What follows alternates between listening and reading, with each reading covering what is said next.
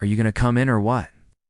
Luke Dawson had always hated surprises, especially ones that appeared on his doorstep at high noon. Yet somehow, this one didn't irritate him as much as it should. The notice was nailed to the crooked post just outside the dusty general store.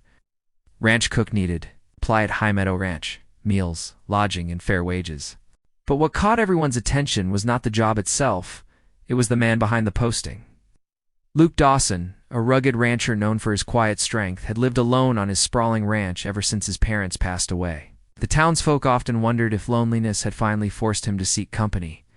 Though he insisted, it was just about needing help in the kitchen.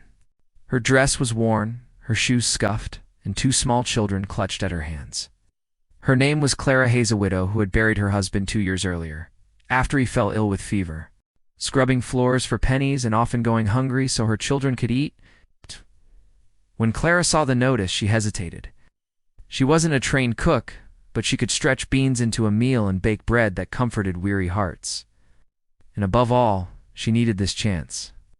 Luke opened the heavy ranch door when she knocked, expecting some burly man eager to trade a ladle for wages. His piercing eyes softened, though his voice remained steady. "You're here for the posting?" Clara nodded. "Yes, sir. I can cook clean and keep order. And my children, they'll stay out of the way. I just need work." Luke studied her, torn between practicality and compassion. A widow with 2 mouths to feed wasn't what he had in mind. "Come in. Let's see what you can do." That evening, Clara worked in the wide ranch kitchen. She kneaded dough with swift, practiced hands, stirred a pot of stew until the aroma filled the house, and set the table with quiet care. Whispering to each other and stealing nervous glances at the tall rancher, when Luke finally tasted the meal, a slow smile broke across his usually stern face. "Ma'am," he said, "you've got yourself a job." For Clara, it felt like the first ray of light after years of darkness. Days turned into weeks, and the ranch began to feel alive again. And even Luke found himself lingering at the table longer than before. He watched Emma braid wildflowers into her hair, and James trail after him, asking questions about horses and saddles. Something he hadn't admitted to himself began stirring in his heart. But ranch life wasn't easy. Luke worked from dawn to dusk, his hands raw and shoulders heavy with responsibility. Clara, refusing to stand idle, helped mend fences, tended to the animals, and stood side by side with him through the pouring rain. One evening, after a grueling day, Luke found Clara scrubbing mud from her skirt, while her children slept near the hearth. She looked up, tired but resolute. "This isn't just your ranch anymore, Mr. Dawson. It's keeping my children fed. That makes it my fight, too." Her words struck him deeper than she could know. For the first time in years, Luke felt he wasn't carrying the burden alone. Still, challenges tested them. Clara overheard these words one afternoon, her cheeks burning with shame. That night, she confessed to Luke, "Maybe I should leave. I don't want to bring trouble to your name."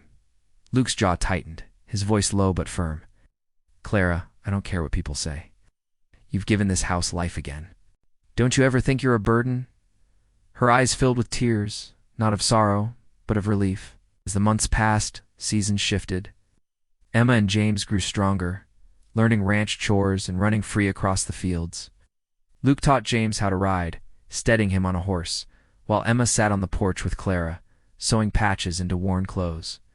One autumn evening, after the harvest was gathered and the air smelled of wood smoke, Clara stood at the window watching the children chase fireflies. Luke joined her, his rough hands brushing against hers as they leaned on the sill. Silence stretched between them, heavy with unspoken feelings. Finally, he said, "Clara, when I put up that notice, I thought I was just hiring a cook, someone who could make this house a home." Her breath caught, her heart pounding. She turned to meet his eyes, searching for doubt, but found only honesty. "Clara," he said, his voice rough with emotion, "I know this might seem sudden, but I can't deny it any longer." Tears welled up in Clara's eyes, blurring the image of the man she'd come to love. She couldn't have imagined that, when she applied for a cook's job, she'd find something so precious. But life had a way of surprising you when you least expected it. Through her tears, she whispered, "Yes, Luke, I'll marry you."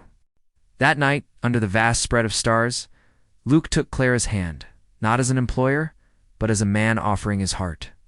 The children, watching from the porch steps, giggled and clapped, already seeing what the adults had tried to hide.